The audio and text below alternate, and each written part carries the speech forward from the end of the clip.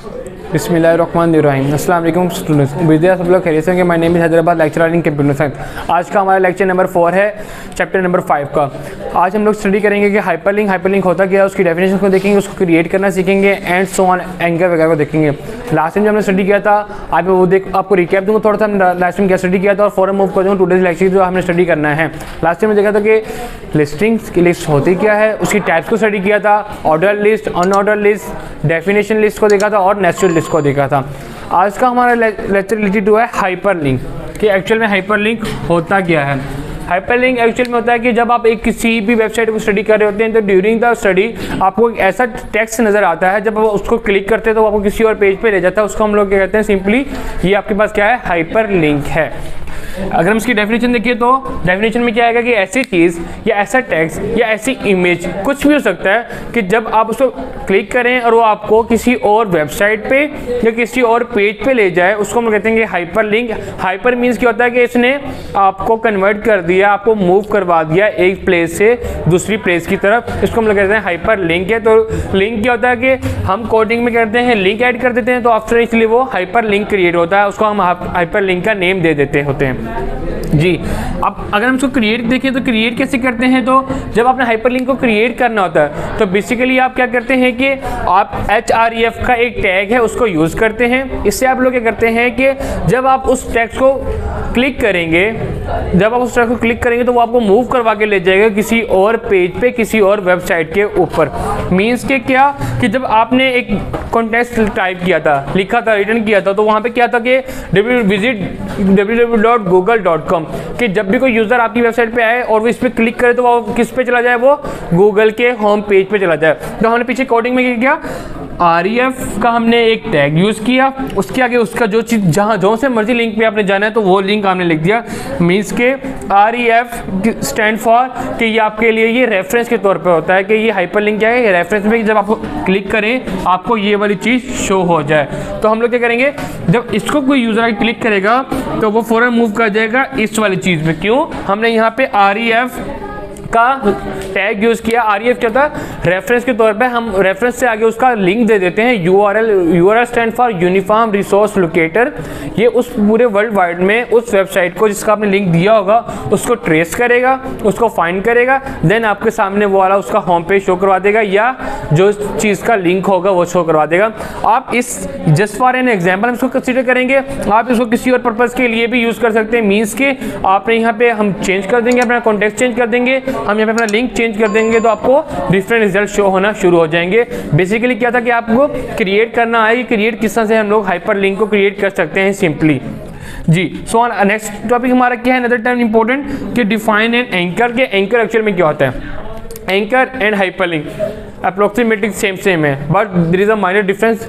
उनमें थोड़ा सा डिफरेंस है कि जो हाइपरलिंक होता है वो आपका वाइडर कंसेप्ट होता है, जस्ट फॉर वो मोमेंट के लिए यूज़ होता है कि एक पेज से दूसरे पेज की तरफ या एक वेबसाइट से दूसरे वेबसाइट पे जब आप मूव करते हैं तो आप लोग क्या यूज़ करते हैं, एक्चुअल में हाइपरलिंक यूज़ करते हैं। बट जब आप सेम पेज पे मूवमेंट करना चाह रहे हो, टॉप से बॉटम, बॉटम से टॉप पे, देन आप यूज़ करते हैं एंकर।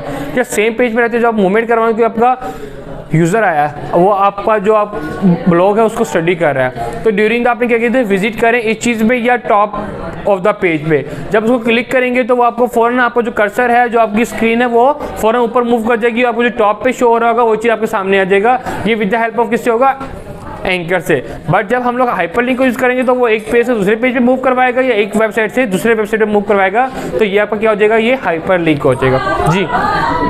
अनदर इंपॉर्टेंट टर्म हमारे क्या, क्रिएट एंड एंकर। कि आप एंकर को स्टडी तो कर लिया, अब उसको क्रिएट किस तरह से करना है, उसको यूज़ किस तरह से करना है हमने एंकर को।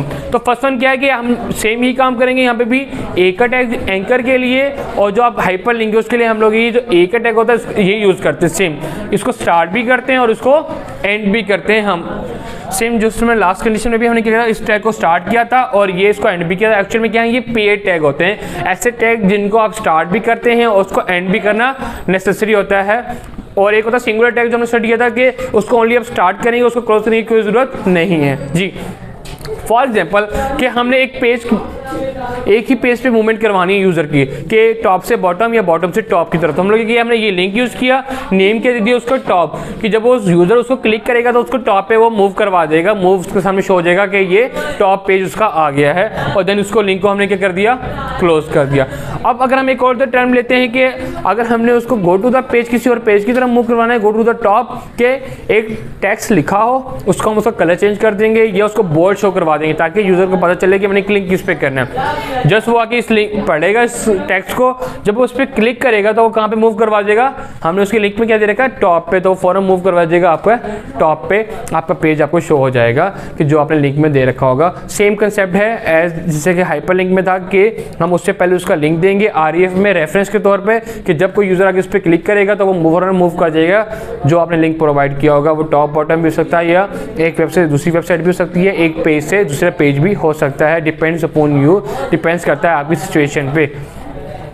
आप क्रिएट अ ग्राफिकल हाइपरलिंक, कि आप ग्राफिकल हाइपरलिंक को कैसे क्रिएट कर सकते हैं। अब हाइपरलिंक लाजमी नहीं है कि आपका टेक्स्ट हो, आप उसको एक इमेज के तौर पे भी कंसीडर कर सकते हैं कि कोई जब यूज़र आए उस इमेज पे क्लिक करे तो वो आपके सामने उसकी इमेज की डिटेल आ जाए या इमेज की वेबसाइट आए जहाँ से आपने उसको ली थी, या इमेज के पीछे जो डिस्क्रिप्शन है वो आपके सामने शो हो जाए। तो आप क्या करेंगे, इमेज में वही टैग सेम टैग यूज़ करेंगे, एक का टैग उसको स्टार्ट करेंगे, देन इमेज होगा तो इमेज में आप क्या करेंगे, इमेज का लिंक प्रोवाइड करेंगे जो आपके पास डेस्कटॉप में सेव होगा। आप अपनी सेटिंग में जाके, प्रॉपर्टीज़ में जाके उसका लिंक जो उसका पाथ होगा उसको कॉपी करेंगे और वो वाला पाथ यहाँ पे आप पेस्ट कर देंगे। देन आप क्या करेंगे, उसका हाइट एंड विड्थ को भी सेट करेंगे कि उसकी कितनी हाइट होनी चाहिए, कितना विड्थ होना चाहिए। देन उसकी आप अलाइनमेंट को भी सेंड करेंगे कि सेंटर में होना चाहिए, टॉप पे होना चाहिए, बॉटम में होना चाहिए, लेफ्ट होना चाहिए या राइट होना चाहिए, depends upon your situation, depends upon your condition या अकॉर्डिंग टू योर रिक्वायरमेंट, कि आपकी जो रिक्वायरमेंट्स हैं उसको फॉलो करते हुए।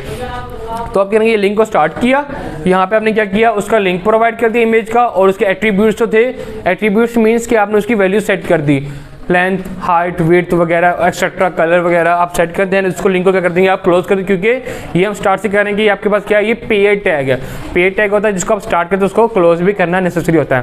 मैं आपको आज का लेक्चर का रिकैप देता हूँ कि जो आपने स्टडी किया। फर्स्ट वन हमने देखा कि हाइपरलिंक क्या होता है, कि हाइपरलिंक एक्चुअल में होता है कि आप एक पेज से दूसरे पेज जब मूवमेंट करवाने देते हैं हम लोग हाइपरलिंक यूज़ करते हैं फॉर इजीनेस, कि यूज़र जो हो उसको मुश्किल पेश ना आए, वो जस्ट इजीली वन क्लिक पे मूव कर जाए दूसरे लिंक पे।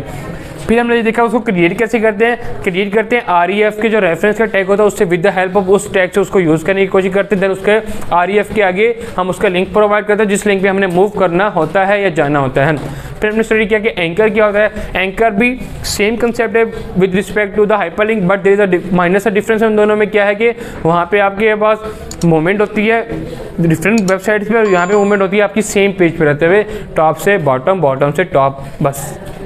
देन क्रिएट एंकर के, एंकर क्रिएट कैसे करते हैं, सेम जो आपका सिंटैक्स हमने यूज़ किया था हाइपरलिंक के लिए वही सिंटैक्स आप यूज़ करेंगे अपने एंकर के लिए, but there is a minor difference क्योंकि इसमें क्या होगा, आपके पास ये सिर्फ एक पेज पर रहते हुए मूवमेंट करेगा और यहाँ पे आपकी पूरी वेबसाइट, यहाँ पे आपको लिंक प्रोवाइड करेंगे जिस हाइपरलिंक में जिस वेबसाइट पर आपने जाना होगा, यहाँ पे लिंक प्रोवाइड नहीं, जिससे आपको बताएंगे कि गाइडेंस देंगे कि आपने जो आपका आफ्टर क्लिकिंग जो आपका कर्सर होगा वो टॉप पे मूव करेगा या बॉटम में मूव करेगा।